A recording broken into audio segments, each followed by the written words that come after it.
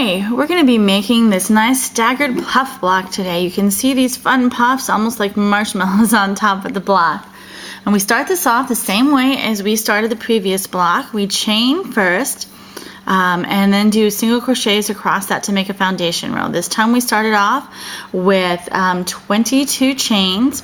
From the second chain next to the hook, we started single crocheting back until we had 21 single crochets, chained one, and then turned. We're going to be starting our pattern now here.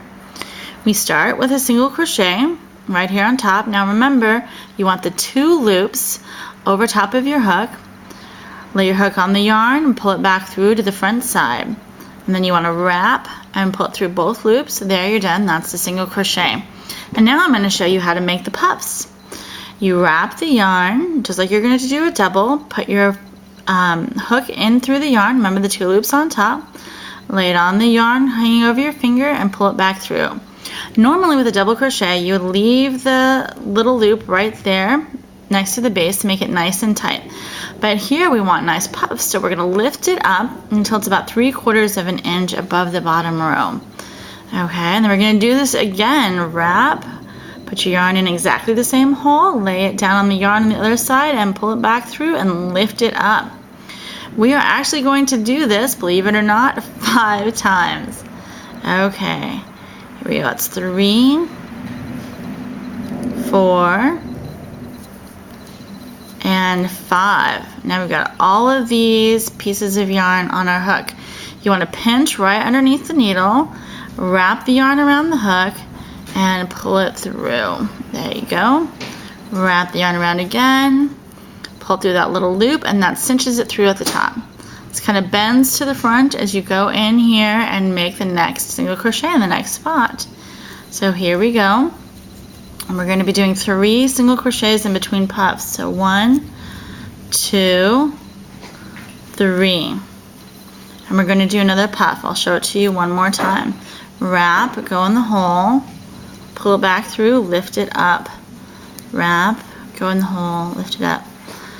Like I said, remember you need to do this 5 times.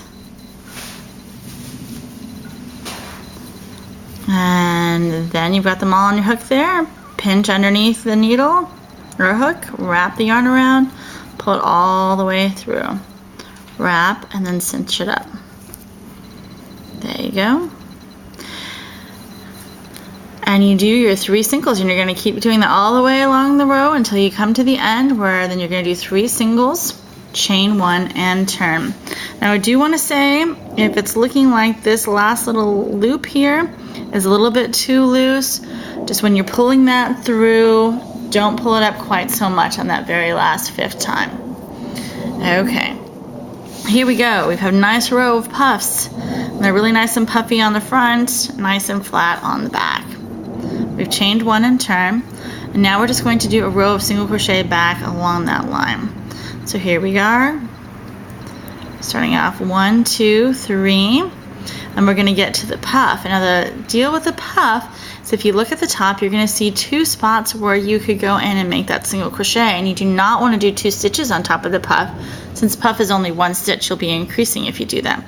See, there's a little stitch right here where we did that little chain to connect it all, and there's a larger spot right next to it. You want to go into that larger spot, put your hook through, grab the yarn, pull it back. So there we go, it's a single crochet on top of the puff, and then you just count 1, 2, 3, and then look at the top of the puff, skip the little one, and go for the big one. Keep doing that all the way down. You're just doing single crochets all the way down to the end, into the top of the puff, the 1 single crochet at the end, chain 1, and turn. And then we will have this nice beauty, and we are going to start on the next row. Here, instead of doing a single crochet and immediately doing a puff after that, we're going to do 3 single crochets. It's kind of like the row before that backwards. And this is what's going to give us the staggered look. The puffs are not going to be stacked right on top of each other. They're going to be positioned kind of kitty corner to each other. Here, once again, we're starting the puff. 1, 2, 3, 4, and 5. And like I said, if you are getting your puffs a little bit too loose, don't pull that one quite so much out. Leave that a little bit tight. Wrap, pinch, and just kind of tip your hook up. There we go. And then once again, a little single crochet, and we're going to keep going on down the row until we get to the end. And this time you're going to end with a puff, 1 single crochet, chain 1 and turn. And that is going to be your pattern, where you're going to do a row of single crochets, a row of puffs and single crochets, and you can always see when you come back, if you lose count on where you are with your rows, if the puff in the row before starts early on, you know you do 3 single crochets before you do your puff. If your puff is a little bit more in the middle, you know you do 1 single crochet and a puff before you start your puff, 3 singles, puff, 3 singles. I want to point out that something I guess I kind of forgot to mention before, you want to leave a little bit of a tail. About 3 inches is good. You can weave it in later if this is a finished project that you're not going to crochet over and hide that in. But you don't want to cut it really short because then it could work its way out and come undone. Another thing I want to talk about is how do you make this bigger or smaller? Some of the girls in my class will crochet looser and this block will be bigger, and if you're wanting a 6-inch block, that can cause a little bit of a problem. If you're doing just regular double crochets, you can always just drop off 1, 2, 3, 5, whatever, it doesn't matter. But if you're doing a pattern, you need to increase it or decrease the number of stitches that are in the pattern repeat. This one has a pattern repeat of 4. It's the same thing that they tell you in the pattern to repeat again and again until you come to the end of your row. 1 puff, 3 stitches, 1 puff, 3 stitches. That's a pattern row of 4.